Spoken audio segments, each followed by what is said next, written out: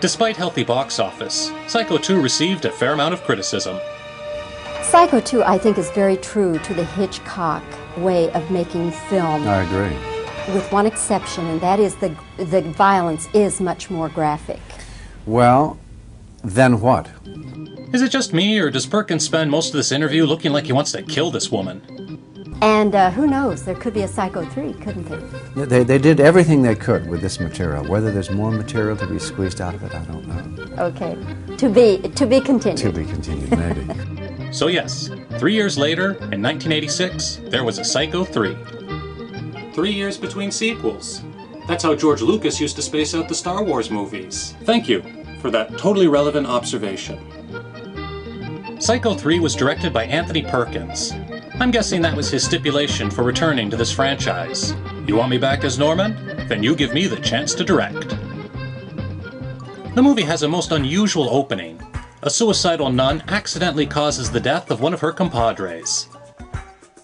This scene brings to mind Hitchcock's Vertigo, both with its clock tower and innocent person plunging to their death. Obviously, it would be too awkward for her to remain in the convent. I bet every time the bells rung, everyone would be looking at her like, yeah, we remember what you did. What kind of church is located in the middle of a desert? She spends hours walking through a wasteland before she finds civilization. Maybe it's isolated because that's where the Vatican sticks all the bad nuns. Like, that one's lost her faith. There is no God! And that one's real crabby. Burn in hell for this, you'll burn in hell! We see the rundown hotel. There are some subtle callbacks to Psycho 2. Abandoned in the dirt, we see the book Lila Loomis's daughter was reading. On the storm window, we see the marks left behind by the murdered horny kid. Wait, the murderer didn't clean those up when they disposed of the body before the police arrived? Looks clean to me. Not sure I agree with you 100% on your police work there, Lou. Maybe next time, check the fucking windows. The scene introducing us to Norman is great. He poisons the bird feeder so he can collect samples for his hobby. What a ghoul. Now, it's obvious the camera pans away to Norman so that the live birds can be switched out with fake dead ones by the time the camera pans back. But I wonder how they achieved the effect of the birds falling to the ground and flopping around. Can you really train a bird to do that? I think the animal wrangler pulled a Bill Cosby and drugged those birds. There's a newspaper reporter digging up dirt on Norman. She starts with his previous place of employment.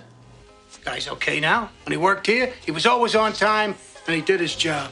The restaurant guy claims Norman was a great employee, but he only worked there a couple of days before quitting to run the motel. And during that time, he broke plates, got into fights with customers, and burned the restaurant guy's arm. He's remembering Norman's work record with rose-colored glasses.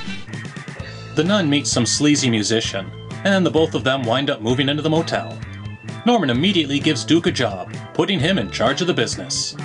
As for the nun, Norman immediately begins watching her undress through the back parlor peephole. Doesn't the motel TVs have Skinamax or something for Norman to get his rocks off to? It's getting a little too old for this peeping through the walls nonsense. I like that they've kept the same painting hanging over the peephole since the original movie. This picture has great significance because let's go along to cabin number 1. The painting depicts the biblical story of Susanna and the elders. As the story goes, Susanna was bathing in the lake when these two old horny guys came by and threatened Susanna, telling her they'll tell everybody they saw her having sex with some guy, unless of course she has sex with them. Both at the same time? I don't know. Probably? Sure.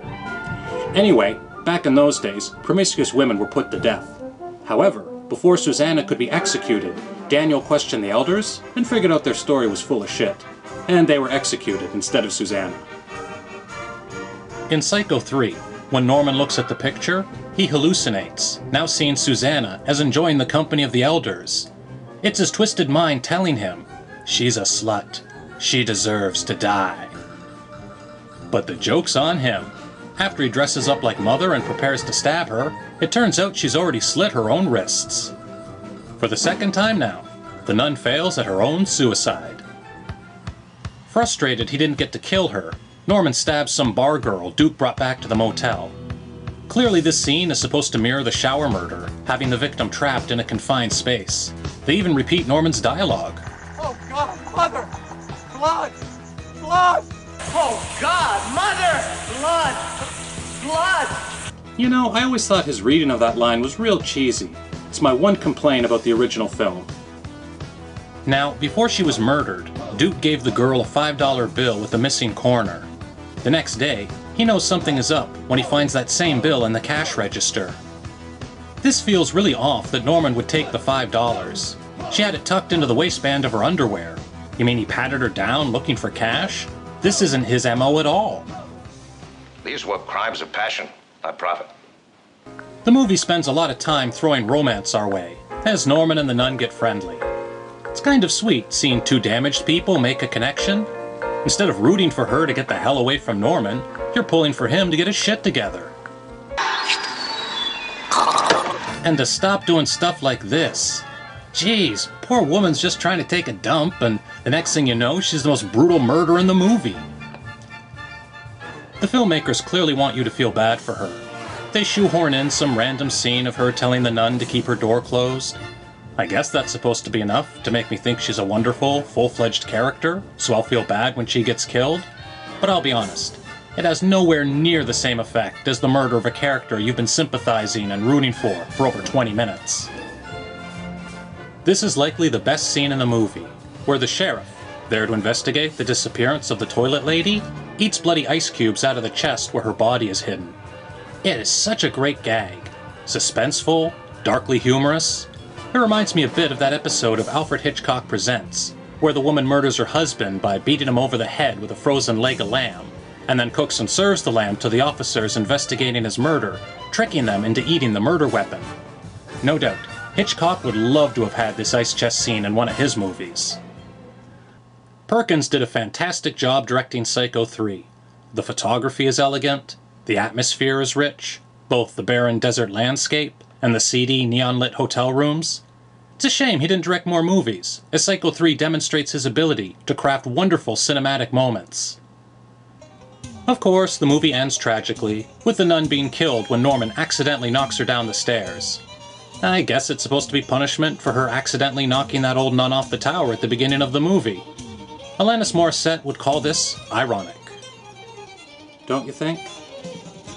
Just as Psycho 2 retcons Psycho 1, Psycho 3 decides to retcon Psycho 2 by getting rid of Mrs. Spool being Norman's real mother.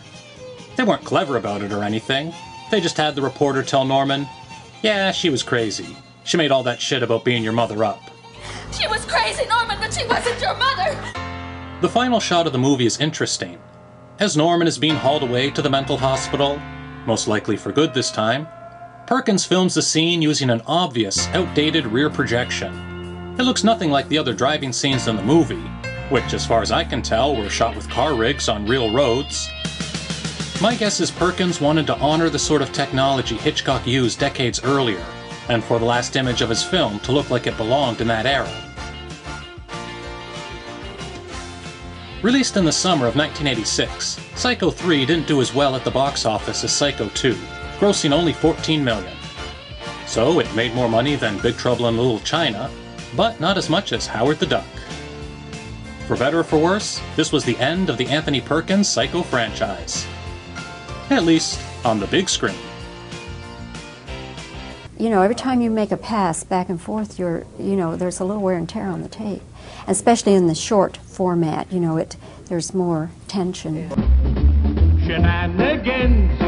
It's been a lot of fun, shenanigans. But now we've got to run. It's funny how the minutes seem to fly.